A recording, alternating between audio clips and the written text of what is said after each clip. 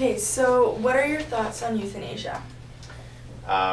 Euthanasia is the active intervention of someone in another person's life to take their life. So, from my perspective, we were created, in God's image. God created us. He creates life. So, from a human perspective, from my perspective, to take away life is entering into a jurisdiction where it's where God should be reigning. So I can't actively participate in euthanasia, and I don't feel that it's morally and ethically right from my Christian perspective and the way I live my life. Okay. And what moral obligations do you need to uphold as a doctor? Oh, to respect and honor life, and to treat people the way that God has planned for us to live. So. Okay. Have you ever wanted to help end someone's suffering? No. Well, and not to end suffering, but certainly to alleviate their suffering. So we can make them much more comfortable, but that's quite a different approach than I think from the intent of your question is, would you ever assist someone in ending their life just to end their suffering? Yeah. No. Okay. But to allow them to continue to live, but live with dignity and to live with much comfort as possible. Okay. And do you have any personal experience with someone who is in so much pain that they wish to be euthanized in any way? No. No? Okay. What are your views on suicide? Suicides are a tragedy. Suicides are a sort of the end action of someone so desperate in the situation that they're living that the thought of continuing to live is worse or more painful than ending their life. Yeah. So it's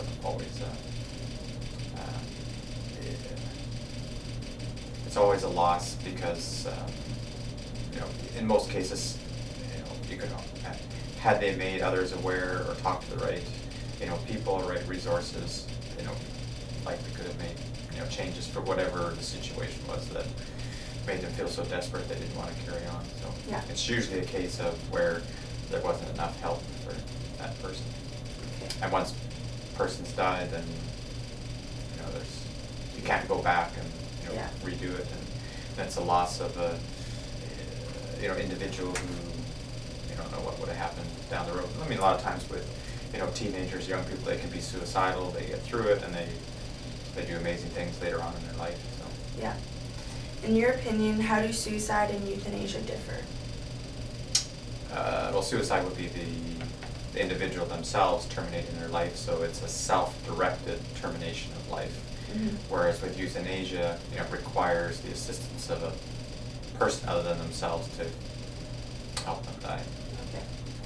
And have you had a lot of suicidal patients? Fair number. I guess I don't know what you classify a lot. We see it probably 10 or 15 in a year. Yeah. How do you professionally deal with them? Well, suicide is a symptom, yes. or wanting to end their life. So just like if you had a symptom that you were tired or that you had a fever, you don't treat the symptom, you treat the cause of it. So if someone's suicidal, they're obviously depressed and desperate, so to find out what the reason is. Okay. So you look for the cause and start to rebuild from there. So if euthanasia was legal, would you personally be able to do that? No. No? Okay. Do you think that it is important to provide space for others who have a better chance of survival than those in a vegetative state or terminally ill patients? Interesting question. So if we look at providing extraordinary care like say kidney dialysis. Mm-hmm. So in England, if you're 65 years of age or older and your kidneys fail and there's no medical treatment for it, with medication, the only alternative is to go on dialysis where you have a machine do the function of the kidney. Yeah. If you're over 65 years of age, then you don't qualify for that. Mm. So in that case, the policy of the government or the healthcare system is that you are withdrawing services or withholding services or not providing services to someone to allow the provision of other services to younger people. So that already exists. Okay. Now,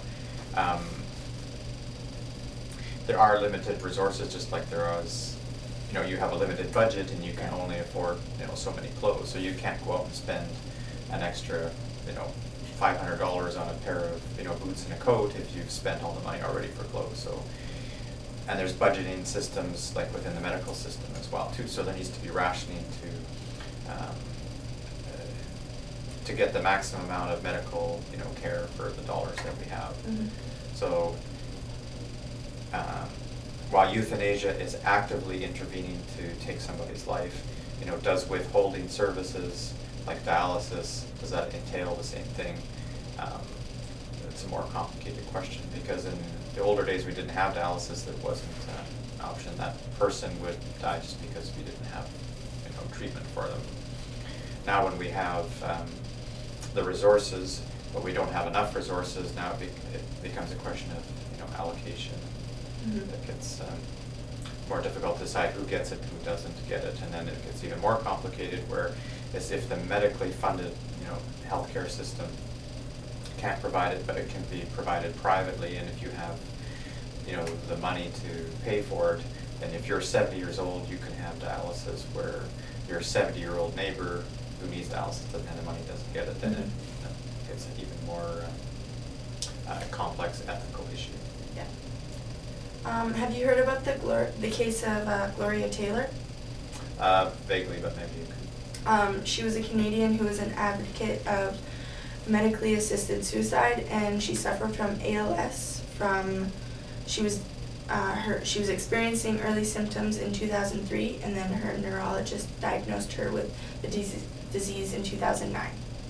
And so she went to the courts, and they allowed her to have medically assisted suicide as an option within the year, but then she died within the year before she was able to have that option.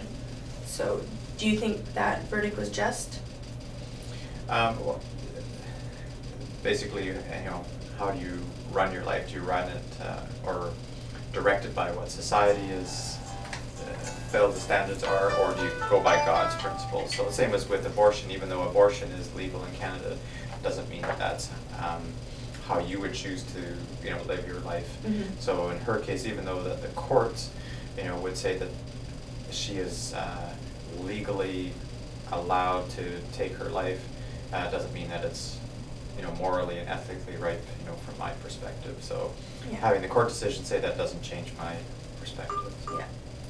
Do you think that this is something that will become more common? Likely. Yeah. As people live longer, you know, because our life expectancy is living longer, but people are living longer with more, you know, chronic illness, and it may come to the point where they can live longer with significant illness but not have quality of life, and they may say that I just don't want to carry on anymore. Yeah. So in the old days, you know, where they would have died years before with the illness, now they're living longer and they find the quality of life isn't, you know, what they expected, and they may say, you know, I don't want to carry on. So I think that may happen more often. So it'll be a question we'll face more often. Yes. Thank you so much for doing welcome. this interview with me. Welcome, Laura.